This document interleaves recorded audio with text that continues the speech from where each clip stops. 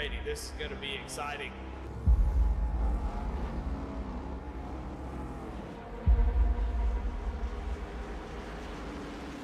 Here we go, restarts up to go. Green flag is out and underway.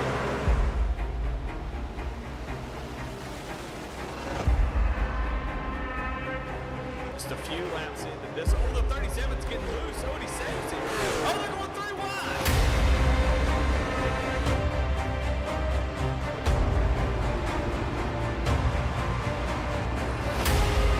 We've got a 5-way fight for the win of this race coming to 4 laps to go.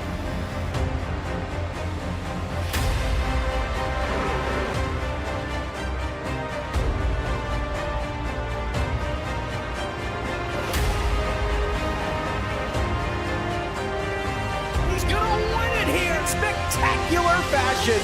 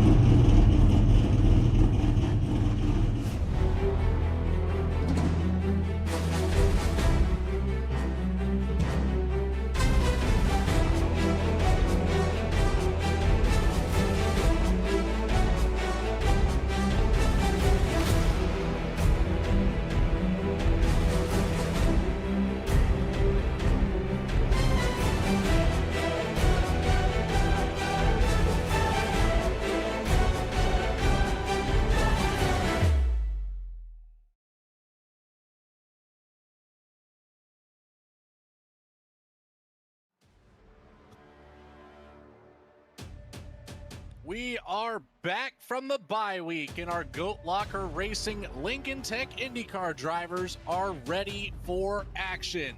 It's week 7, and we are in Michigan. It's the Detroit Grand Prix, otherwise known as Belle Isle. Welcome back, everybody. We hope you missed the open-wheeled action just as much as we did. I'm your host, Logan Threlkeld. Of course, alongside me is Jake the Redneck Announcer Reeves and Michael McCarthy running the production truck with cameras provided by Dougie Beard. Jake, did you enjoy your bye week? How you feeling tonight?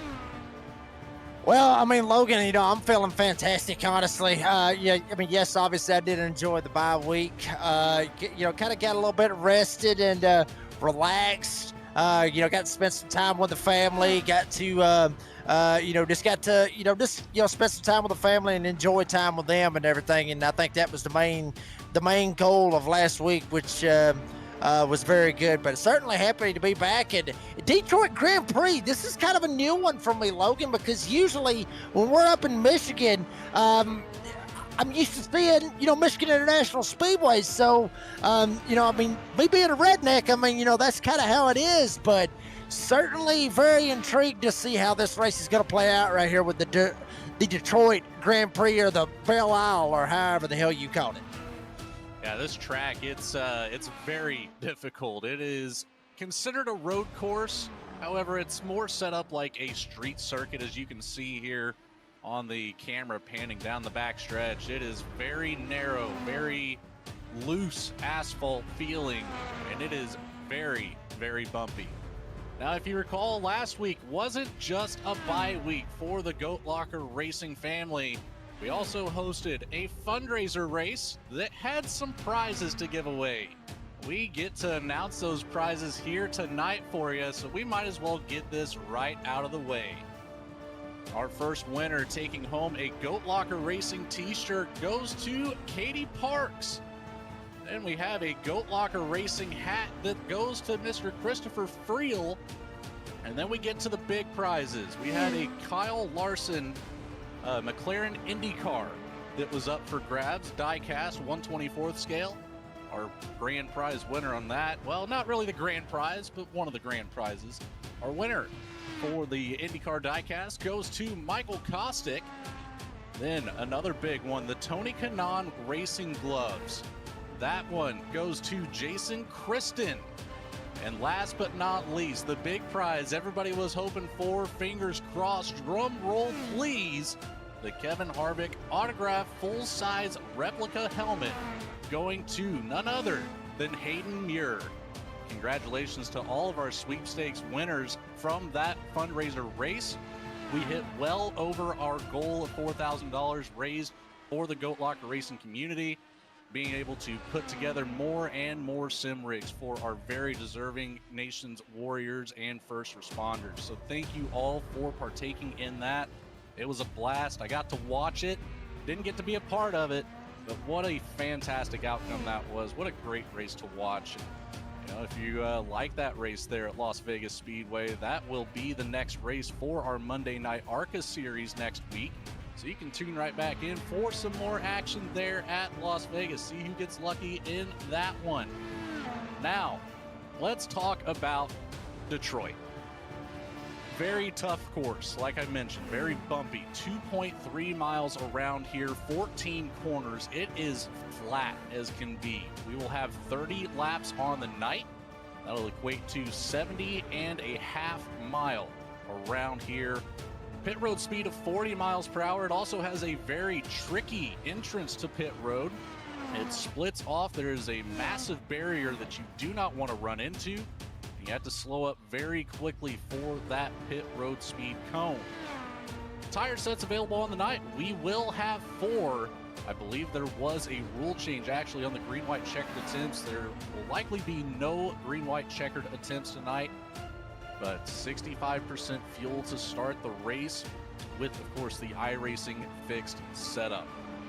Now, Jake, as we've watched some of these drivers taking on the practice session and now currently in qualifying, is there anybody that you have your eyes on tonight? Well, I mean, obviously the big one, for everybody is going to have to be the man that has been absolutely just wearing them out this season. I mean, who else can you say but Rick Ray Vaughn? I mean, and honestly, Logan, look, I know that's a straight up cop out, but the man's got a 100-point lead over everybody literally in the standings. So why not say Rick Ray Vaughn? But if I had to pick another one, give me some of those other guys that's up there at the front, like Tyler Justice, Brian Provost, some of those guys. Regis Clark would be one that I'm really waiting to see just pop out of absolutely nowhere. I mean, think about it, folks. Summer Series, Regis Clark won the championship. So that's I'm kind of shocked to see Regis Clark all the way down in the 11th place for the points from what we were seeing. Very, very shocked to see that, but I would watch for Regis Clark, but I mean, you can't go wrong with Rick Ray Vaughn. I mean, as many wins as he's had this season. So those are the 2 drivers that I'm really going to be watching out for here this evening.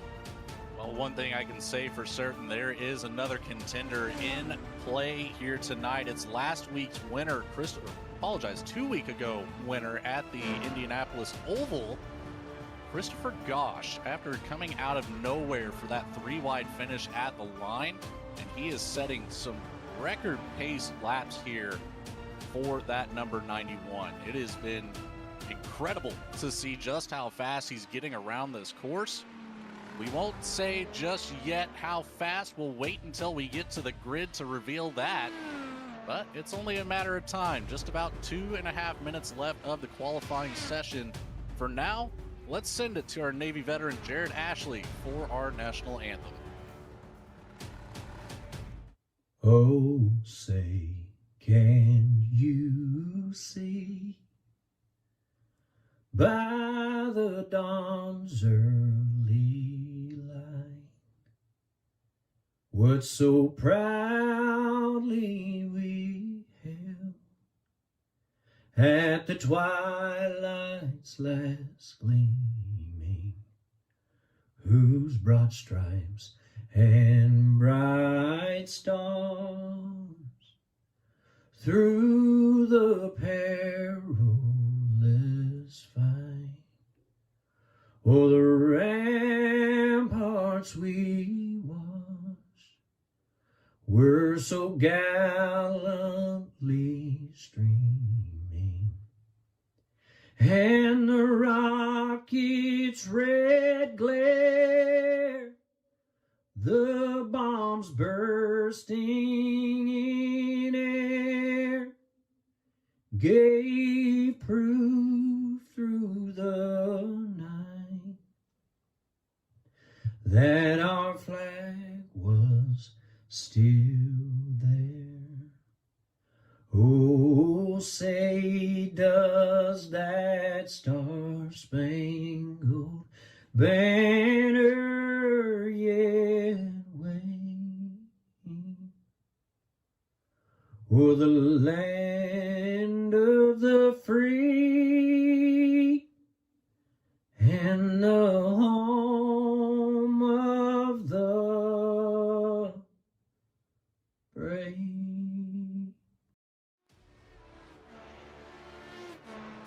A huge thank you, as always, to Jared Ashley for our national anthem. And of course, a massive thank you to our Lincoln Tech sponsor here for the IndyCar Series. Lincoln's mission is to provide superior education and training to our students for in-demand careers in a supportive, accessible learning environment, transforming students' lives and adding value to their communities.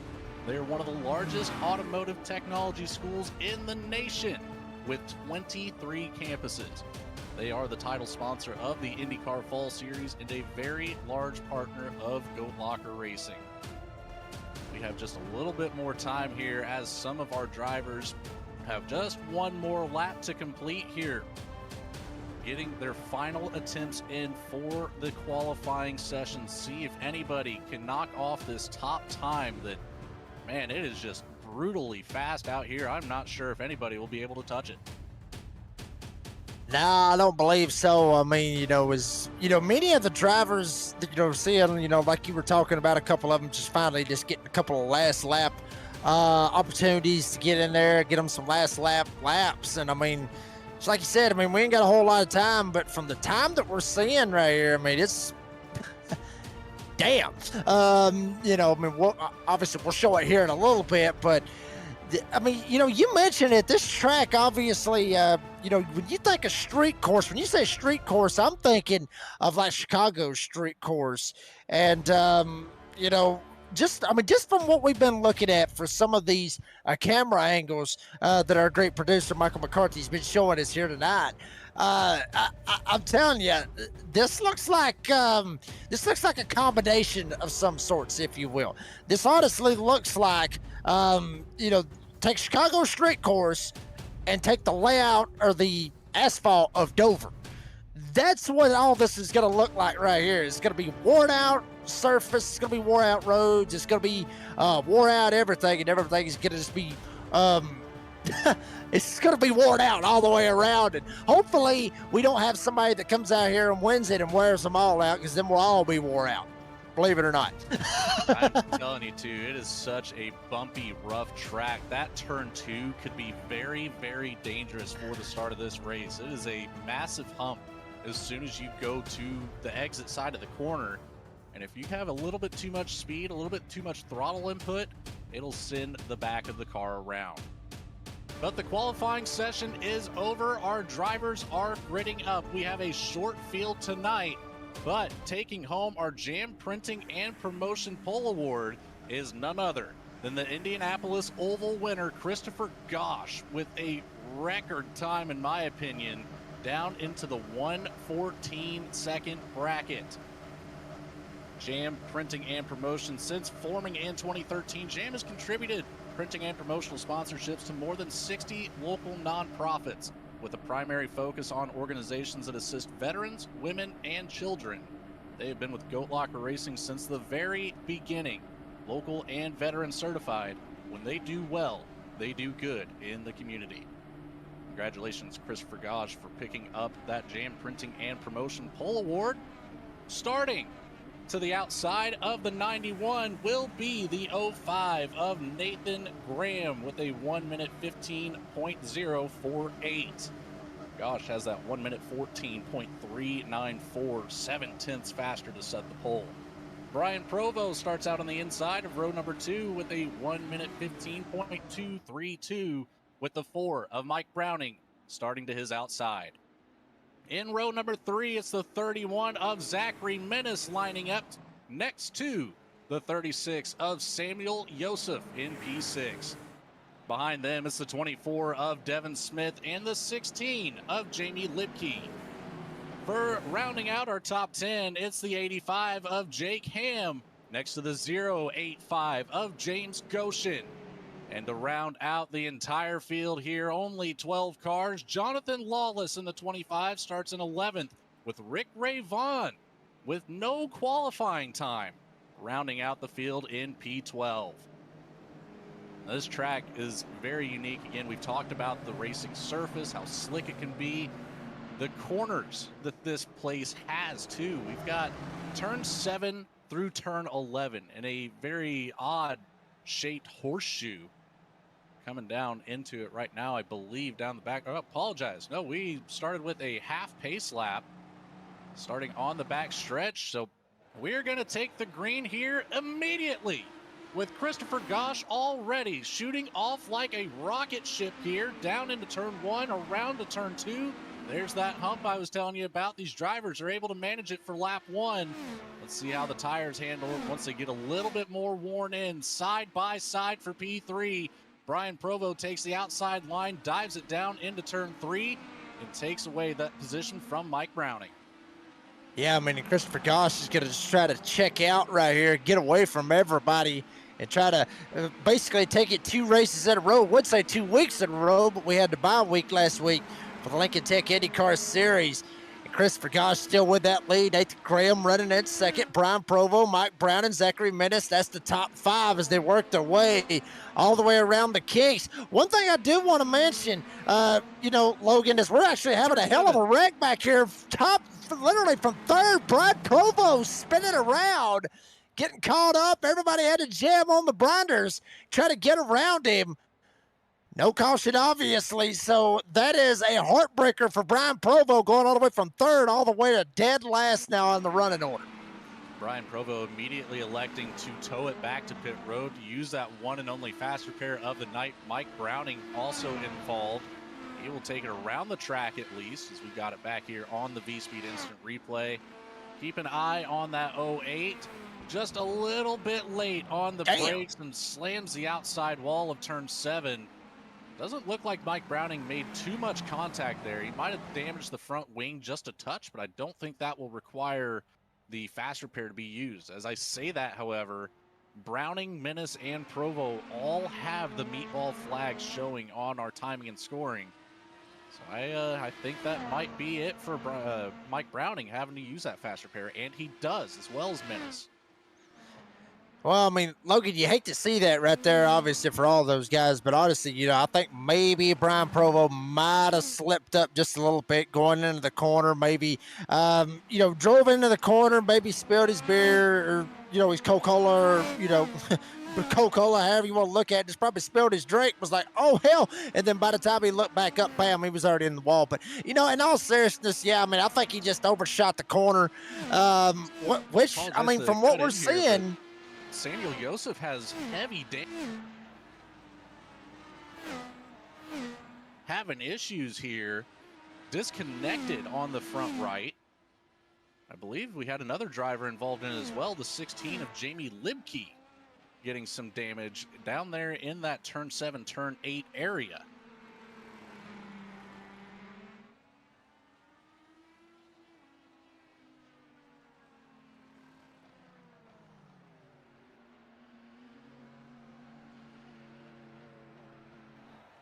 Yeah, I mean, Logan, just like I was talking about a second ago about, I think, maybe overshot the corner. We were talking about, and we're seeing it time and time again, literally right here, with just some of what it is, just how worn out the track is. I mean, we can make jokes about it all day long. Well, he spilled his Coke, spilled his beer, whatever.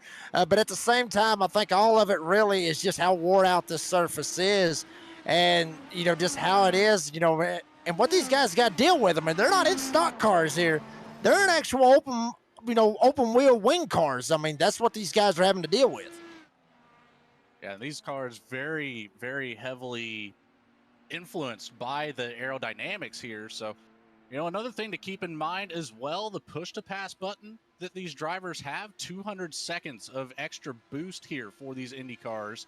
Some of these drivers have already used it. Christopher Gosch has used the button. Devin Smith has, but the rest of the field leaving that button untouched so far. So it'll be just a little while before we start seeing some really, really fast times, although Nathan Graham has taken over the race lead. Does not have the fastest lap, but Christopher Gosch has to bring it down to pit road as he has heavy damage on the front left. Will be using that one and only fast repair. However, does have some extreme pace. Do not count that 91 out, although he will cycle back out into the field in P6. Yeah, I mean, and there you see right there, Nathan Graham obviously taking hold of the lead. How about the man that started, well, literally dead last? Rick Ravon. I talked about him a second ago. I mean, granted, there's other drivers, that we were talking about, Logan, that, had misfortunes, overshooting corners, hitting walls, doing all that other crazy stuff and everything else. But it doesn't really, honestly, it doesn't really matter. Rick Ravon started dead last and worked his way and got himself back in position to get up here and run into honestly, into the second spot. Sometimes you ain't got to be the fastest car out there on the racetrack. Sometimes you just got to know where the hell the wreck is and know how to dodge the wreck, or just be lucky. I don't know which one Rick Ravon is here tonight, but certainly I would say that there's maybe a little bit of luck on that one side, going all the way from dead last all the way up to first. Even though, like I said, there was other misfortunes, you still got to miss the wrecks to be able to try to put yourself in this position. We're looking right now at, I believe this is Jonathan Lawless here, missing that front left section of the front wing. That is crucial here for these corners in the tight radius type of situation. You want as much downforce as possible. You will bring it down pit road and get that nose cone replaced, because that car has to be tough to handle right now. I mean, Logan, and you talked about it as well with these cars. I mean, obviously, we've seen it time and time and time again. Doesn't matter if it's an oval, doesn't matter if it's a road course, doesn't matter if anything. These suckers are aerodynamic dependable, even on road courses, believe it or not. Stock cars usually not, but Indy cars absolutely, they very much are. As we're looking through the field, seeing some of the great battles that we're seeing out here on the racetrack. I mean, just look how just windy this track is. I mean, literally left, right, left, right, left, right. You do not have literally 5 seconds to sit there and breathe and try to focus on what you're doing. As you see Jamie Libke back here try to get away from Lawless and all the others. So, I mean, you do not have time to just say, okay, I got a minute, let's breathe. You have no time, honestly, Logan. None at all. And as we were watching this battle back here between Libke and Josef, Jake Ham was able to sneak into the top 3 around Devin Smith just about a half lap ago. Finally caught up from about a 1 second deficit, and now has put the gap down here, 3/4 of a second away from Devin Smith.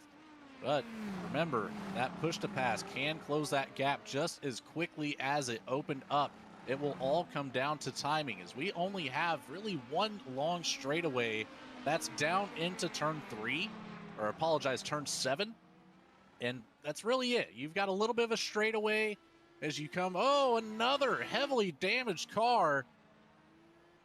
Who might that be? 2 of them, really. That is, my goodness. It might have been one of them. Ravon jumping down pit road right here. Oh, wow.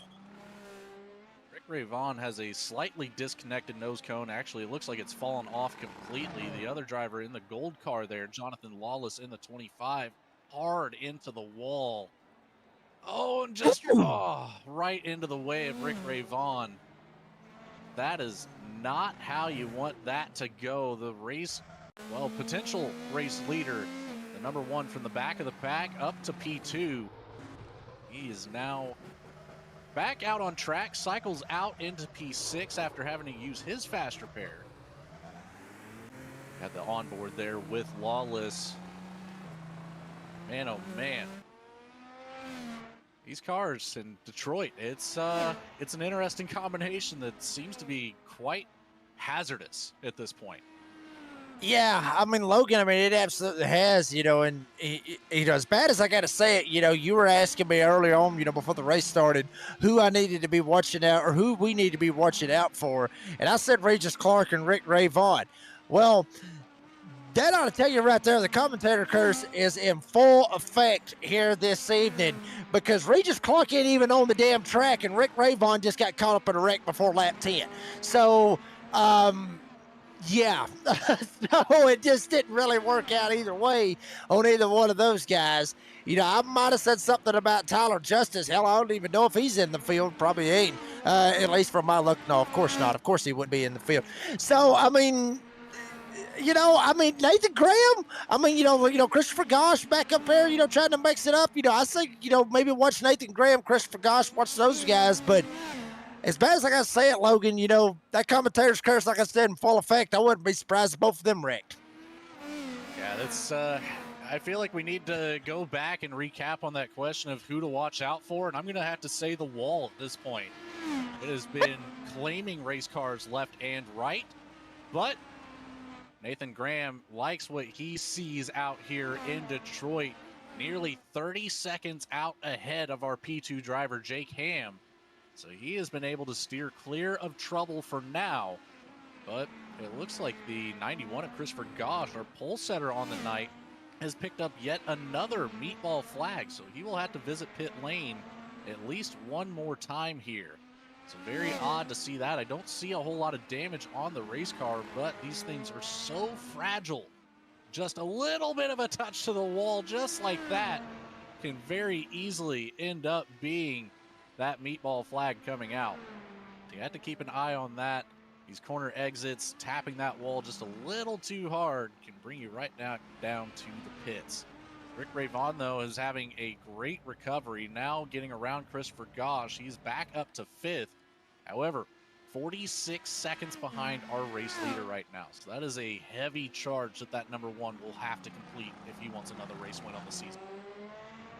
Yeah, but I mean, Logan, you talked about it right there. Obviously, with Rick Ray Vaughn, and everything that, that this man has done so far this season. I wouldn't be surprised to see him try to slide right back up here, get up here into this top 5. But, you mentioned it a second ago, what to watch out for. You mentioned the wall. I think, honestly, this race has really turned into one of those races where it's all about survival. You got to survive. And, we've seen this already, with the past couple of races that we've had, some of these street courses, road courses, just some of these races that we've seen, it's really been honestly about survival. Look at Long Beach. Long Beach was one of those races where it was about survival. Barber Motorsports Park, it wasn't that bad. But, Long Beach was one of them that was survival. Detroit, here tonight, it's going to be about survival. So, got to survive, baby. Got to be able to try to be there at the end. Be in it to win it, but you got to make it there first. That will be the name of the game so far. The first 10 laps completed. Only a couple drivers have not used their fast repair on the night. James Goshen still has it in the bag. Devin Smith, Jake Ham, Nathan Graham still have it in the bag. So our top 3 and 4 out of our top 5 have not had to use the fast repair just yet. So luckily they'll be able to keep that in the back pocket for a little bit longer. Hopefully finish out the race without ever having to use that. Now, don't forget, we had a race win stripped away from Rick Ray Vaughn when he did not change tire compounds on a previous road course. So that'll be another thing that these drivers have to, make sure that they fall into pit lane, swap out that tire compound from either the alternates to the primaries or the primaries to the alternates. It's going to be about timing there as well. Now, fuel, I believe, will take us into the halfway point, at least a little bit further at that 65% mark. So if you can make it stretch out to about lap 20, and if you started on the primaries, want to go to the alternates, that will be right in that money spot for the fast laps with those alternate tires. Yeah, I mean, absolutely. I mean, that's kind of what everybody is really trying to shoot for. And, you mentioned Rick Ray Vaughn, with that penalty that he had. If I'm not mistaken, I believe that was at Barber Motorsports Park. If I'm not mistaken, you may have to correct me on that one, Logan, but I believe, my memory, I've slept since then, but I believe it was Barber Motorsports Park when that happened where he got busted on that one and didn't get the win. But yeah, it's like I said, you got the survival aspect, there's the racing aspect, and then you got the whole strategy and everything else. That's why, that's why this series is so, I don't want to say crazy and put it in a bad sense, but I mean crazy in a good way because you have no idea what the hell is going to happen. Logan, I've always kind of been one of those where road courses, not a big fan, don't really care for them. This series right here has been the one series that has made me sit there and go, you know what? I kind of like road courses now. They ain't that bad. I mean, they're actually decent now. So, who'd have thought? Who'd have thought you had to take Indy cars and put them out here on a road course for me to actually enjoy watching it? But they certainly are putting on one hell of a show, and they have all season long. And we still got a long way to go. And but obviously a short time to get here. I mean, hell, December will be here before you know it. Absolutely correct about that. Rick Ray Vaughn still on the charge. He's now up to P3, just got around the 24 of Devin Smith. So back into a podium position for the number 1. 10 seconds up the road until he sees that 85 of Jake Ham to attack for P2. But that gap that was about 50 seconds for Ray Vaughn up to the race leader, it's down to 44 now. So he has a good pace. I just don't know if there will be enough race left for him to get there. It's all going to come down to how Nathan Graham attacks his pit cycle for the race. It's going to be very interesting to see how it all unfolds.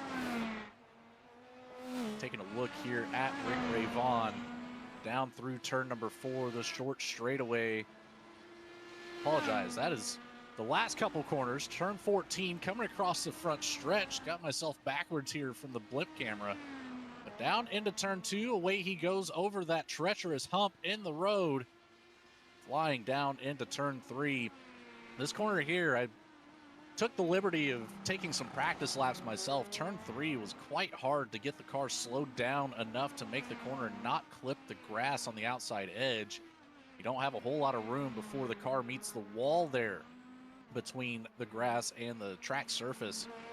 It's very, very sketchy if you want to go through there with some speed, but these drivers doing a great job of managing that. I don't believe anybody's gotten tied up in turn 3 just yet. Nah, I don't believe so neither. I mean, it seems like everybody, might have got that one straightened out. And I mean, and not only that, you were talking about the turns or the turns and everything else. But I mean, look how wide this place is. I mean, maybe right here, maybe, it's a little bit wide, but really it's just line sensitive. But I mean, when it gets to the point of where these drivers is going to have to start making some passes, especially on these narrow areas, and don't forget about throttle management, about putting, not cracking the egg up under the pedal. I've talked about that, numerous times. I mean, there is so much these guys are having to think about going around this narrow street course, which is obviously here in Detroit. So these guys got a lot that's going on in their heads to try not to just completely screw the pooch. As you see, Rick Ray Vaughn working his way around the track as well. But I mean, and going at lightning pace. I mean, you got to keep up the pace. You got to be lightning fast doing all this. And thinking about the throttle, the turns, the track, the whole 9 yards, trying to make sure you survive. All this going on, and these guys are just flying all the way around the street course. Well, if we want to see a flying lap, let's hop on board with the 05 of Nathan Graham, our race leader, who has now left only 5 cars remaining on the lead lap. As we do so, we'll talk about one of our fantastic sponsors here, Save 22. Save 22 is a 501c3 organization dedicated to preventing suicide among veterans, active duty personnel, and first responders. Our unwavering mission extends to 4 critical pillars: shield, assist, volunteer, educate. You can visit them at save22.vet. Check out everything that they do for our wonderful community and more. Say22.vet, they've been a part of us for quite a while. We appreciate everything they do and everything that they're a part of. You can see just how well Nathan Graham is attacking that horseshoe section of the track. Don't forget, that's turns 7 through 11. It takes a hard right off of that longer straightaway down into turn 7. Then it's a very slow left-hander for T8. And then turn 9 and 10, they kind of sweep together there as a left-hander back to a closing radius right-hand turn of turn 11. It's a very odd feeling when you're in the car. The car feels like it unloads in the opposite direction of travel. It's very, very weird how it, just being in the simulator and attacking it, you have to figure it out very quickly, otherwise you will meet the wall in that section. Yeah, I mean, and not only that, but I mean, you're looking at those rumble strips as well. I mean, you just barely tap those rumble strips, and I mean, it will, jack the car up left or right, whichever way that you're turning. And not only that, but then you got to counteract what that's happening and everything else. I mean, and that's the thing about, iRacing. That's the thing about the sim. That's why we all love iRacing, because, I mean, it is literally like you were talking about, Logan, just how realistic the sim is and realistic of how everything feels. And, I've said it before, and I'll say it again. I mean, to a certain extent, I could, I may get argued with on this, but this is one of those deals where I look at it as this is the poor man's racing game. You could say that, you could argue that and say it's not, but I mean, this is about as realistic racing as some of us is ever going to get. And then you get to travel to Detroit, and you go to California, and you go to all these other places. So that's why iRacing is one of the best, if not the best, racing simulator on this planet. James Goshen has brought it down to pit lane. He has swapped over to the alternate tires from the primaries, so his tire compound change is complete. A little earlier than I expected from some of these drivers, but we'll have to keep an eye out on that 085, see what kind of lap times he can put down. Currently 1 lap down in P6. Brian Provo has now been lapped by Nathan Graham. That leaves only 4 on the lead lap. Devin Smith about 14 to 15 seconds away from seeing the 05 in the rearview mirror, trying to come around, so it could very well just be 1, 2, or 3 cars on the lead lap by the time it's all said and done. Nathan Graham really putting it to the field today. Yeah, I mean, Logan, we look at this right here as taking them to the woodshed. That's how we would call it. I mean, that's literally what you're seeing right now with Nathan Graham, just taking them to the woodshed, giving them a good old whipping. And, and doing it in prime fashion. I mean, we've seen this happen back at Long Beach. I believe it was Christopher Gosh that was the one that got the win at Long Beach as well. So pretty much just put a whooping on them there. So, I mean, just it happens on these road courses where there'll be one guy that'll just stand out, the one guy that, put the practice in, put the time in and everything else. And you see that. And that's what we see here on these road courses. That's what you're seeing here tonight. Indeed it is. Taking a look a little bit further back from Nathan Graham, Jake Ham, Rick Ray Vaughn, those two are getting closer and closer. Rick Ray Vaughn now within 3 seconds for that second place spot. Jake Ham will have to make this IndyCar just as wide as the track surface here if he wants to keep that number 1 behind. The next closest battle in the field, a little bit further back, it's between Brian Provo and James Goshen now on those fresher alternate compound tires. He's closing that gap rather quickly here, within 5 seconds now of Brian Provo. As I was starting my statement, he was 8 seconds behind Provo. I don't know if the 08 had some sort of a little bit of a slide issue. Don't believe he did. I think it's just those much fresher tires here, as he is still out there 16 laps on those tires for Provo right now. Yeah, it seems like they're kind of just trying to make it at this point. see kind of where they stack up. Graham still, I mean, just opening that gap up. I mean, hell, a while ago, it was about 43 seconds. Now it's shooting up to around the 46 seconds, so already about a 3-second advantage over Nathan Graham. He hits the line this time. We'll give you an idea of kind of what he's running right here. That last lap. I mean, Graham, last lap, 1:15.514. You got to wait a whole damn minute till you get to Jake Ham to see what he ran. But, to go by what he ran on the last lap is a 1:17.211. So already 2 seconds faster than what second place is. Rick Rayvon, the only one that's actually really close to him, with a 1:15.880. But hell, he's back there as well. But that battle for second is really starting to get closer and closer and closer and closer. Already shrinking down to almost 2 seconds, maybe a little bit under 2 seconds. So we could see a battle for second brewing right here. As you see it right here live on your screen here on V-Speed. There goes Ham. There goes Rayvon. Rayvon's starting to run him down. Rick Rayvon has made the swap. He started on the primaries, currently on the alternate tires. Jake Ham has started on the alternates, has not yet pit today. So the 85 will have to bring it in and switch over to the primary tires. We'll see how that plays out for him as Rick Rayvon within 2 seconds now. I believe that is Ham coming down to the pit lane right now. So Rick Rayvon will take over P2. We'll see if Ham will be able to catch up. Looking at those lap times, Rick Rayvon was a second faster than Jake Ham was last time around. Nathan Graham still in that 1:15 range. The only driver right now in the 1:15 range as of the last lap. So he's looking to lap as many cars as possible. He's done so by just leaving the top 3 on the lead lap. Jake Ham very close to going down. There it is. He does go down. So only 2 remain on the lead lap here, Jake. This is an incredible performance coming from the 05. Yeah, I mean, Nathan Graham, obviously, we'd like to call him the Bulldog.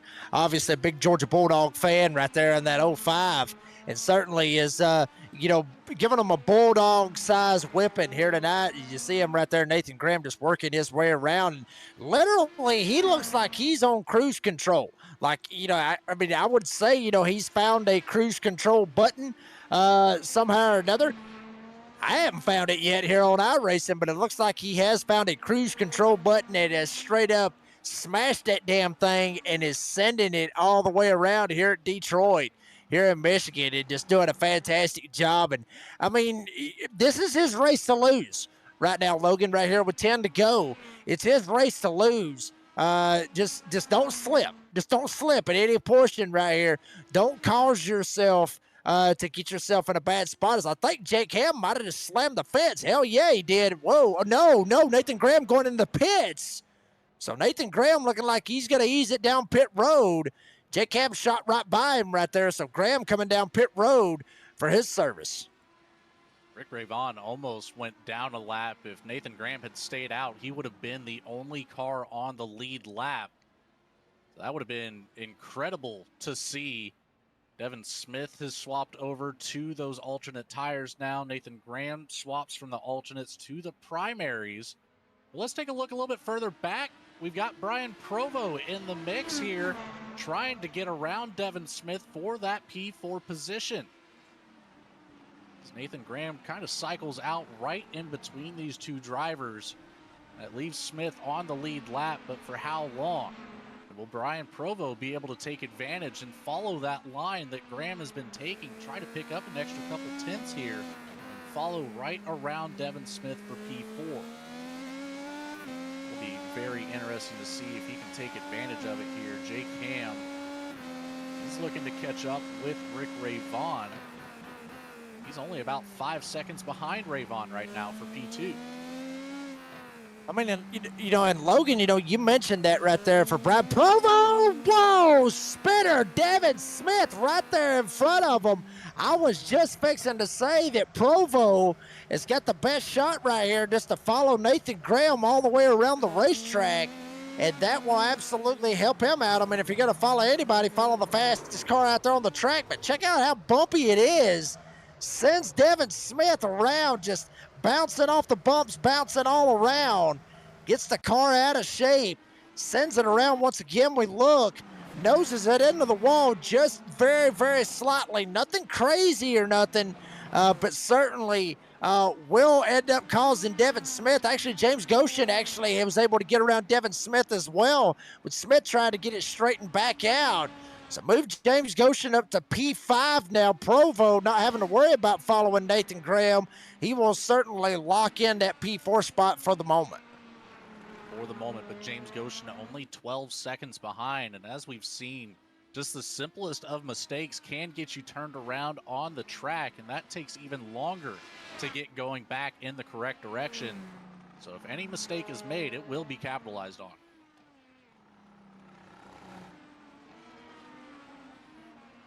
Once again, there you see right there, I mean, just, Nathan Graham just still putting a whooping on him right now. Rick Ray Vaughn has actually pulled away from Jake Ham there for a moment.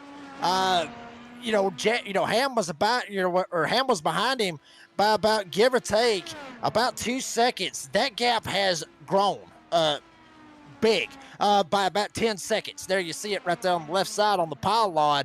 Ray Vaughn 44 seconds behind Nathan Graham. Ham now 54 seconds. So 10 seconds behind Rick Ray Vaughn, and that gap is starting to grow even more as we speak. So, yeah, I mean, and you mentioned it just a second ago, Logan, with the tire compound that both of them's got. Ray Vaughn on the alternate tires, Ham's on the primary. That just shows right there. But we talked about this before, Logan. Will the primary and the alternate, is there a difference? And we've talked about it before. It seemed like they're on, at Long Beach at one point, the primary was about evened out with the alternate. But here tonight, it just seems like that alternate is really showing what the alternate can really do, as it is starting to help out Rick Ray Vaughn pull away from Jake Ham. I would say you could pretty well call it cruising. Speaking of cruising, Cruising Classics is located in Columbus, Ohio. They have a beautiful 56,000 square foot showroom filled with hundreds of unique automobiles. There's something for everybody out there of their hand-picked selection of muscle cars and hot rods. Come on down to visit the facility today and check out their website at cruisingclassicsinc.com. Just cruising away with it here as Nathan Graham looking to lock in a win here at Detroit, and in spectacular fashion. It's been a very cool day, only 67 degrees in the air, just 100 degrees on the track surface, so these tires are not falling off hardly at all. The difference between those primaries and alternates just being a slightly softer tire compound. And that does equate to quite a bit of speed, as Rick Ray Vaughn has still been able to get away from Jake Ham, now increasing that by about 5 seconds since the last time we talked about it.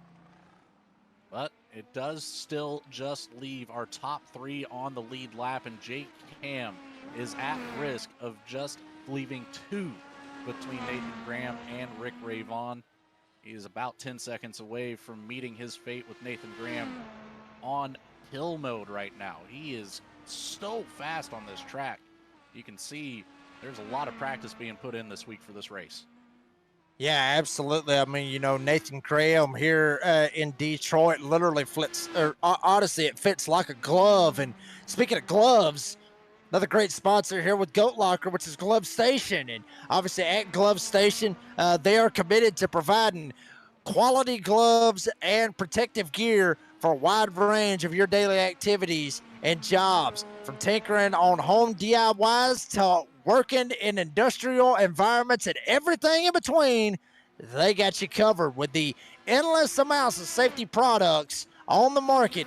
They want to make it effortless.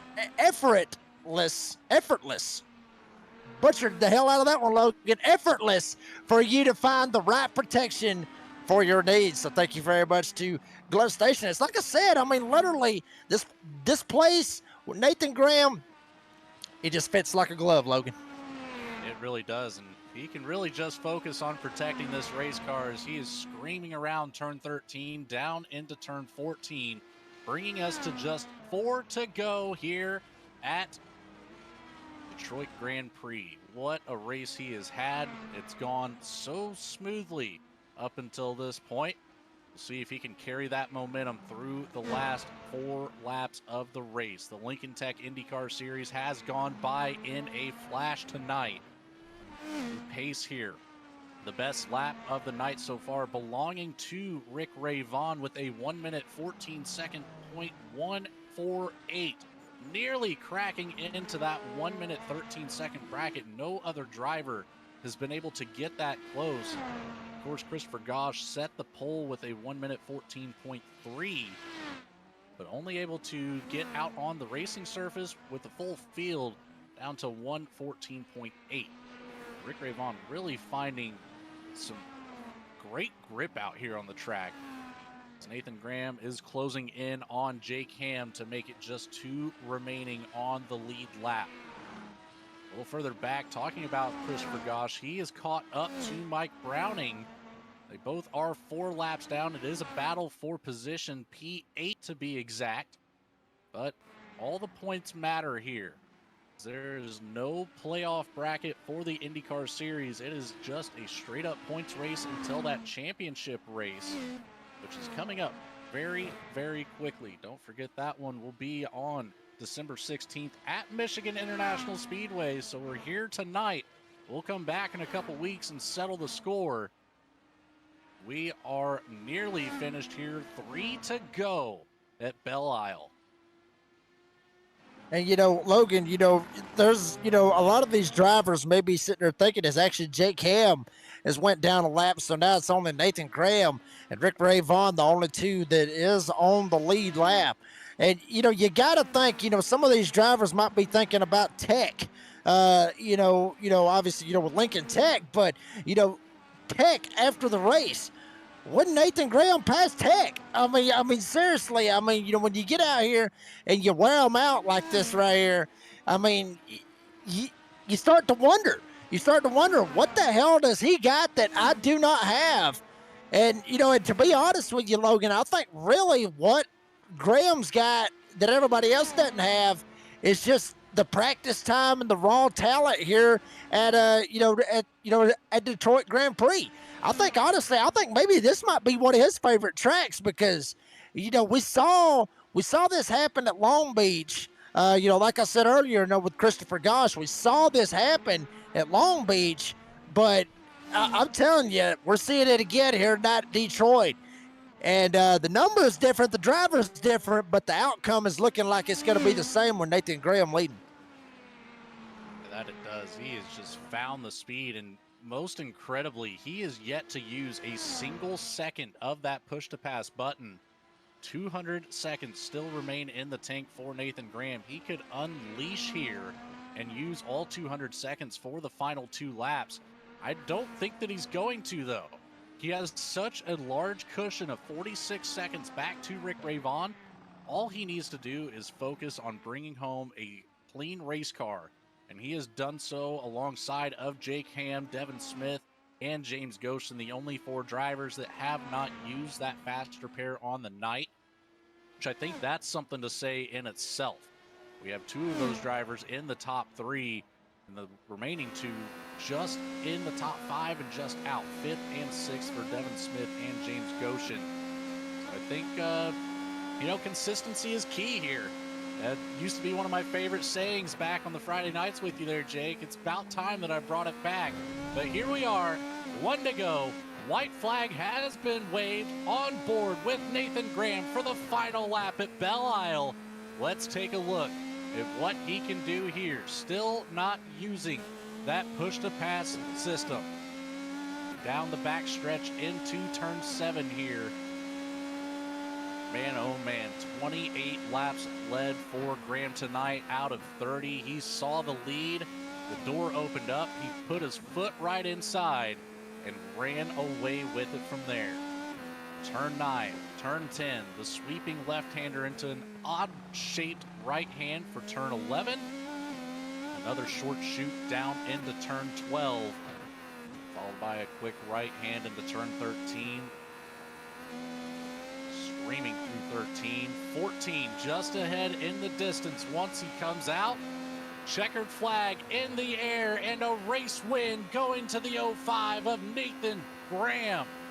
Rick Ray Vaughn with a 32-second buffer over Jake Ham.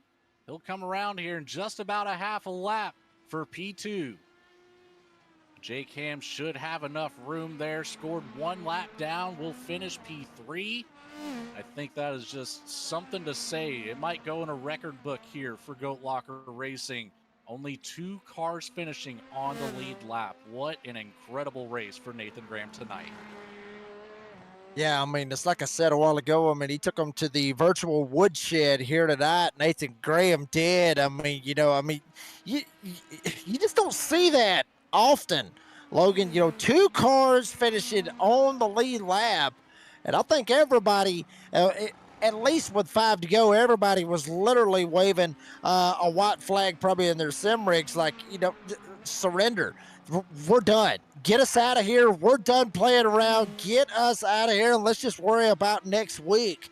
But I'm sure Nathan Graham wouldn't have minded having, maybe about 5 more laps, because, I mean, he looked dead on to the tee, absolutely perfect, ran a flawless race, and well-deserved for Nathan Graham here tonight.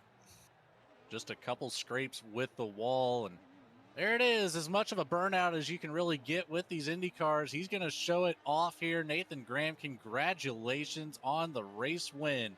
Belle Isle has been dominated by the 05. Let him continue to celebrate here, but we're going to send it to a quick commercial break, get set up for the post-race show. We'll have our final results and interviews with our top 3 momentarily. Stick around, you don't want to miss it. Superior quality, ultimate protection, and the highest level of craftsmanship. We make our gloves for the hard worker that wakes up every morning and gives 110%. You deserve the highest quality protective gear that's going to work for you, day in, day out. We know it can be tough deciding what companies to trust for your hard-earned money. It's all in our name. We've mastered our craft to help you master yours. We make our gloves rugged, durable, and designed for you. Whatever the job is, we have you covered. We are your glove station.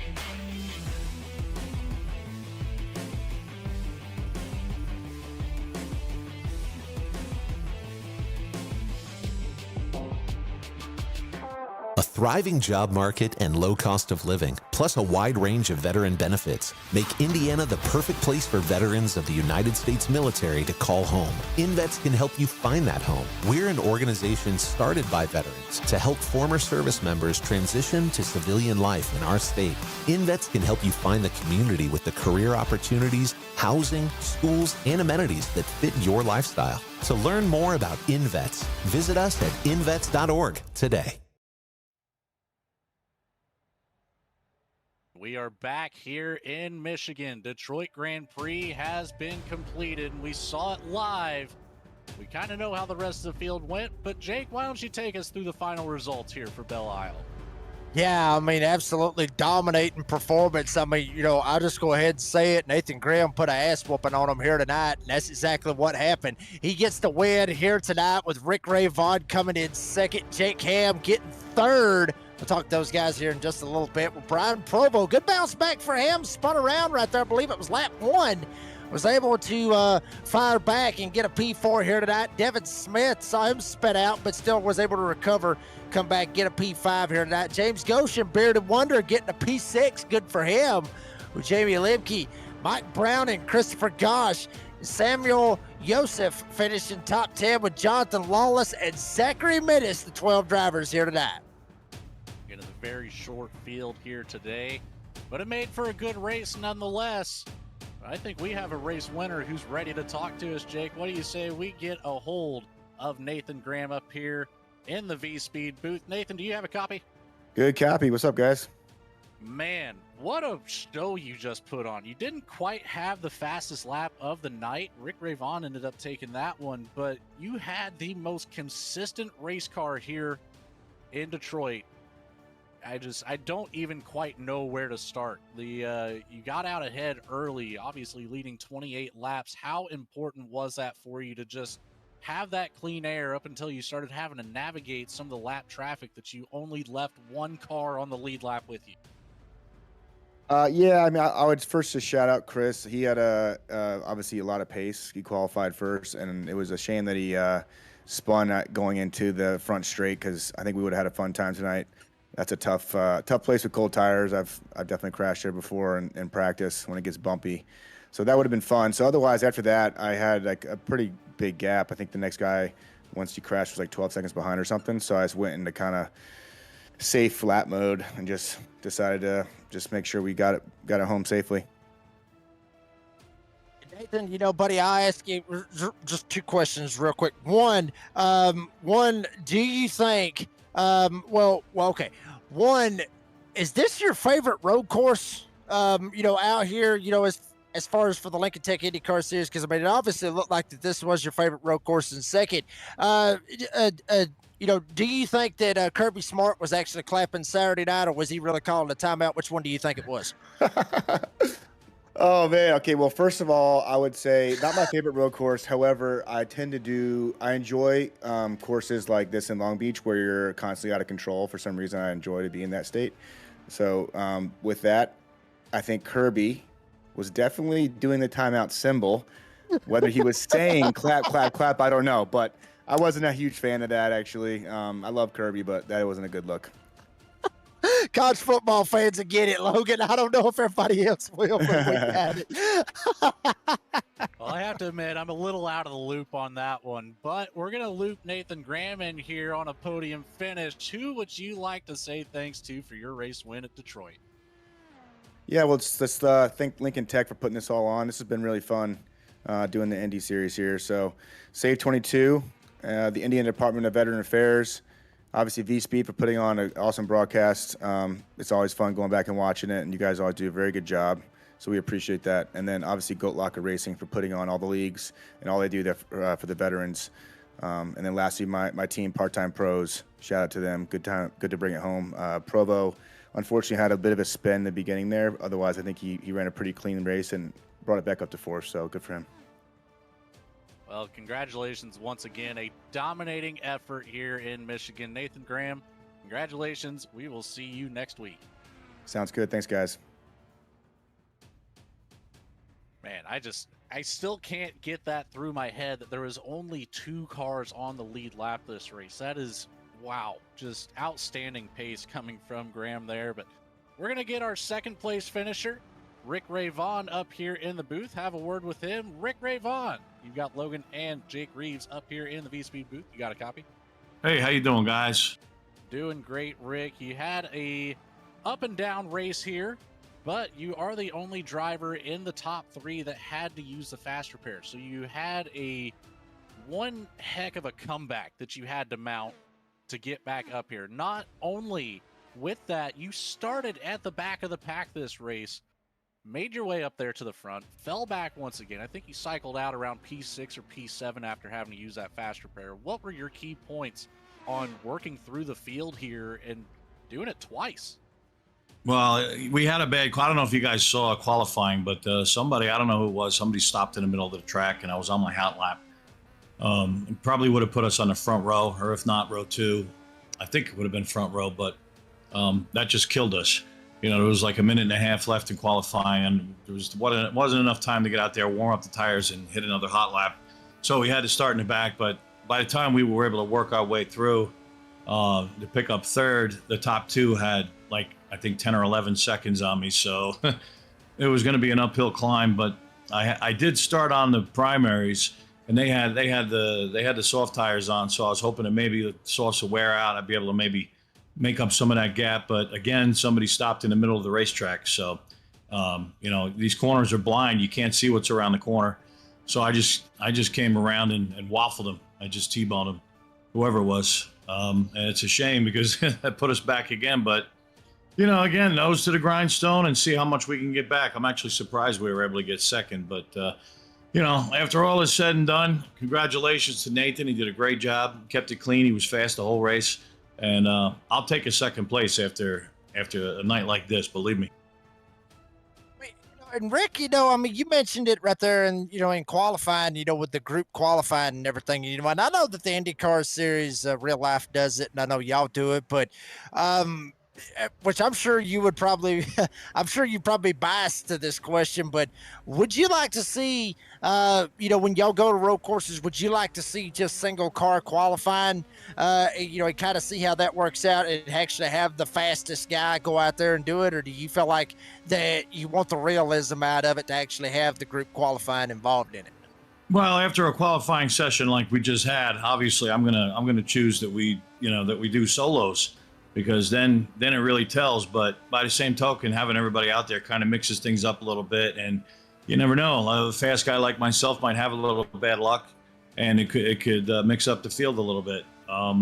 But if you're gonna ask me, I definitely prefer to go solo. This way, we can see who's got the quickest car. Well, Rick, you're no stranger to it. You've been up here in a podium spot for just about every single race so far this season. The floor is yours, my friend. Who do you have to say thanks to for your P2 finish tonight? Well, I want to thanks to Jam Printing and Promotions, awesome company. Lincoln Tech, obviously, for sponsoring this great series. You guys at V-Speed, thanks to you guys, of course. And Alexander PCs. It's another awesome place to get your computer. I want to say hello to Mike Atkinson.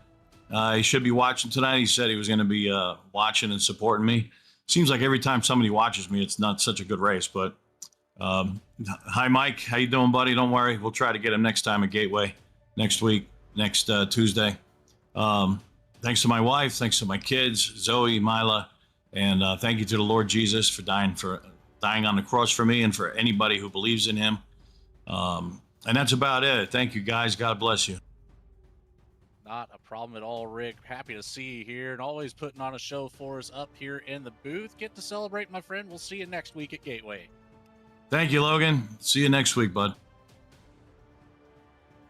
That leaves us with one driver left, our third place finisher, Jake Ham. Jake Ham, it's Logan and Jake Reeves up here in the V-Speed booth. You got a copy? I do. Two Jakes tonight. Let's go. Whoop. 2 Jakes tonight. You are correct about that. Now, the 85 here. You started out P9. You moved up 6 spots to take home a podium spot here. You made the interview this time. Little jab from earlier on in the season there, but man, oh man, what a race we had. What were kind of the most important moments here for you? Obviously, I would have to say being a clean race car. You're one of 4 drivers that did not have to use the fast repair. How important do you think that played into the role of getting 3rd place here today, just avoiding the carnage that was happening all around you? It was everything, honestly. I came in, had about 5 minutes of so practice on this track. So I'm pretty impressed. I used qualifying to do a little bit more practicing, and the turnout was pretty good. So goal for me was just to come in, keep it clean, stay out of everything, give everybody some space. And for the most part, I'd say the backpack when we were starting, everybody kept reasonable distances, good braking. We had cold tires, and we were just able to get by those couple incidents that happened up front, gain a little momentum, and then once I got into the rhythm, the track, I felt like I was able to get my times down, but still nowhere the top 2. I mean, they had jetpacks attached to them, man. Yeah, you're telling me, man, that was incredible pace from both of them. But even yourself able to find some speed out there. Jake Reeves, did you have anything for Jake Ham? Yeah, I mean, Jake, I talked about this earlier on, in the broadcast that, I mean, this is a race about survival.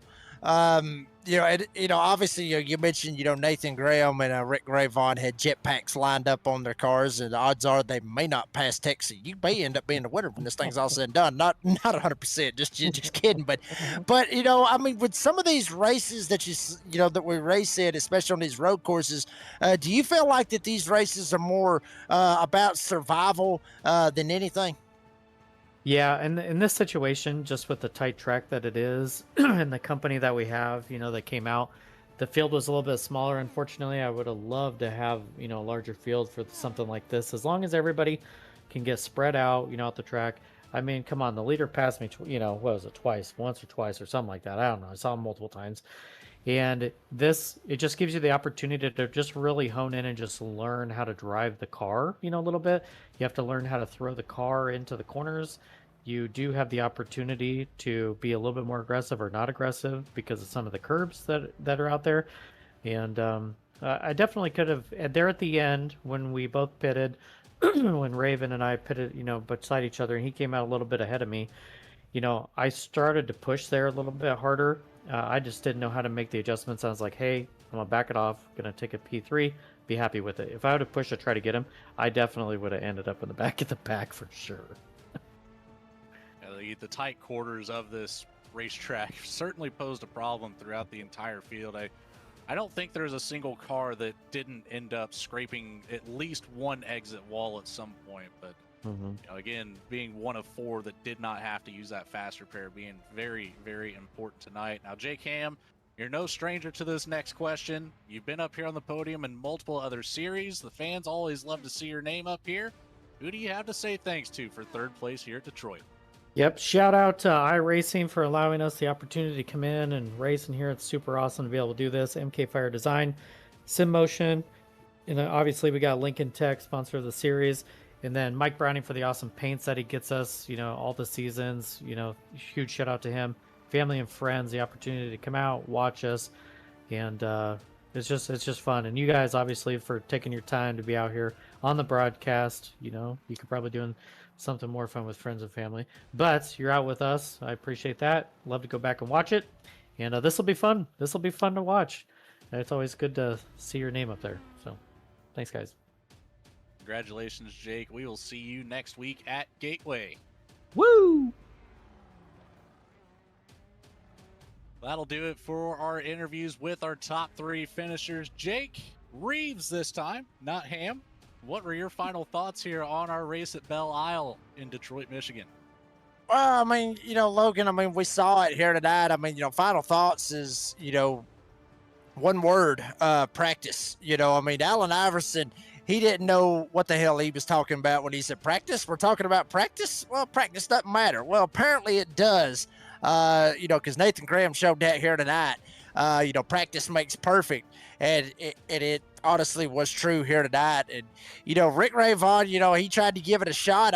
Honestly, I feel like, in my opinion, if there was a single car qualified and maybe Ray Vaughan could get up there and start up there instead of starting at the back, I think we would have had a hell of a finish all the way down to the end between him and probably Nathan Graham, because both of them were very, very close on their time. So that would have been fun to see. But, still,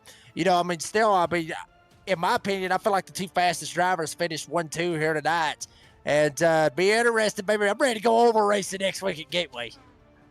Yeah, Gateway will always put on a great show in these Indy cars. Looking forward to seeing that one. But for now, it's time to close the show out. For Patrick Drabick, Jamie Barkas, and everybody else behind the scenes at Goat Locker. For Adam Baker. For Bradley Cooper, Morgan Cook, Eddie Smith, and the rest of the crew over at V-Speed. Of course, having Jake Reeves in the booth, and Michael McCarthy running the production truck with cameras provided by Dougie Beard. I'm Logan Threlkeld signing off, and we hope to see you all next week. But for now, enjoy your night. Good night, everybody.